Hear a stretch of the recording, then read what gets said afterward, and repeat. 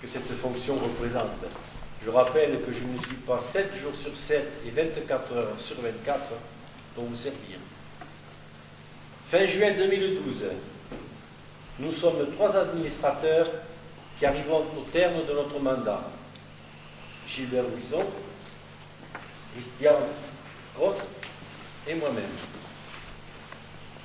La tenue de certains conseils d'administration, la critique entêtée des différents règlements imposés par le Code de l'environnement par certains administrateurs, les critiques acerbes de certains sociétaires allergiques au respect des différents règlements, les critiques, voire parfois les invectives de certains propriétaires victimes de dégâts, m'ont conforté dans ma décision de ne pas renouveler mon mandat. J'avertis 1 an à l'avance, afin que de nouvelles vocations puissent s'éveiller et s'épanouir. À ceux que j'insupporte depuis plusieurs années, je demande de bien vouloir patienter encore 1 an. Je termine mon propos en souhaitant que l'amitié, la solidarité, la convivialité, la fraternité soient notre devise. Merci de m'avoir écouté. Bonne chance à tous et vive la CCA.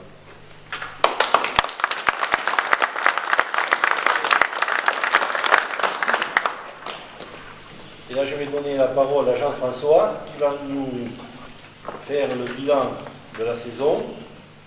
Jean-François, voilà. À toi. Après cet édito, président, bon, ça va être difficile de continuer, mais on va faire.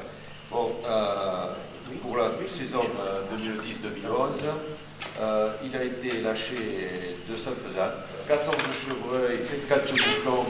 La part du GIEC a été la réserve était de 20 mouflons, c'est-à-dire de 15 mâles et de 5 femelles. En fait, il a été prélevé 12 mâles et 3 femelles.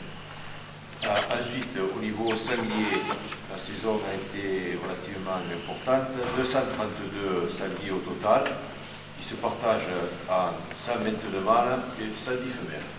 Voilà pour les activités, je dirais, de la chasse rapidement, parce que vous avez pu le voir, l'ordre du jour est assez chargé. Est-ce que j'ai passé la parole à Philippe qui va nous faire le rapport. Le rapport d'activité également ne se résume pas qu'à ça. Il y a les semences, nous avons fait des cultures faunistiques. J'avais réussi à contacter les propriétaires des terrains qui se trouvent au confluent du Jord et de l'Or. Et c'est un monsieur qui habite Berlou. Donc j'ai eu l'autorisation verbale. Et il n'a pas voulu me la faire par écrit. Enfin, les petits pois ont été semés. Il faudra clôturer. Clôture électrique et clôture grillagée pour éviter que les mouflons les mangent. Et ensuite, une fois que c'est sorti, on enlève les clôtures. Si la majorité est d'accord pour participer et faire ces travaux, on le fera, on en reparlera, et en conseil on en discutera, et puis après on essaiera de voir si c'est possible. On a décidé de tenter l'expérience sur la sécurité avec les miradors, et ce matin on a acheté 10 miradors en kit, c'est une recherche de sécurité. Sur ces 10 miradors, il est certain que là aussi, j'ai monté un dossier pour une demande de subvention pour les cultures faunistiques. J'ai monté un dossier pour une demande de subvention pour l'achat du maïs, pour l'agrainage. Et j'ai monté un dossier pour les subventions sur les miradors. Alors chaque dossier, je ne vous dis pas, il faut faire des cartographies, il faut que j'aille sur le terrain, faire des relevés, les mentionner. Et ensuite, la fédération vient vérifier. Et là, déjà, la fédération m'avait téléphoné pour venir voir les miradors. J'ai dit, on ne les a encore pas installés, il faut attendre. Donc maintenant, je les rappellerai et ils reviendront. Alors, je rappelle que pour l'agrainage, tous les ans, on fait un tour d'agrainage avec la participation de chacun. C'est nommé avec nom, le prénom, le numéro de téléphone. C'est envoyé à la fédération, c'est envoyé à la direction départementale du territoire et de la mer également, qui font des contrôles. Y a-t-il des questions? Alors maintenant, je vais donner la parole à Philippe, bilan financier. Allez, vas-y Philippe. Donc pour l'exercice 2010-2011, on va commencer par les recettes. Donc toujours tous les ans les mêmes recettes. Les ventes de mouflons avec les JEC qui ont rapporté 5 828,13 €.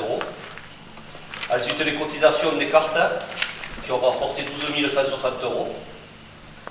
La subvention de la Fédé pour le maïs qui a rapporté 305 €.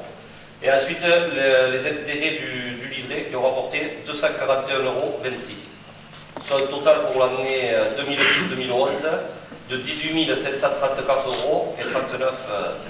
Voilà. Je ne sais pas s'il y a des gens qui ont des questions. On va passer aux dépenses, toujours pareil pour l'exercice 2010-2011.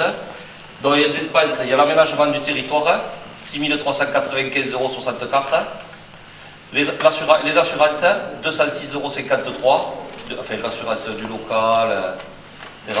Les charges diverses, 365,96 €. Le courrier, 208,75 €.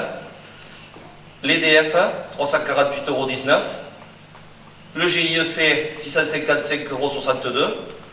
Les lâchers de faisan, 2200 €. L'allocation ONF, 4 815 €. Le local, 413,39 €. Un petit peu de papeterie, 15,70 €. Le plan de chasse, 2695,85 €. Et le téléphone, 481,50 €. Soit un total de 18 801,74 € pour les dépenses de l'exercice 2010-2011. Donc par différence, on voit qu'il y a un déficit pour l'exercice de 267,35 €. Voilà ce qu'on peut dire au niveau des comptes pour l'exercice 2010-2011. Donc là aussi, au niveau des dépenses, est-ce qu'il y a des gens qui ont des questions? Je vais vous ventiler un peu. S'ils ont donné le détail.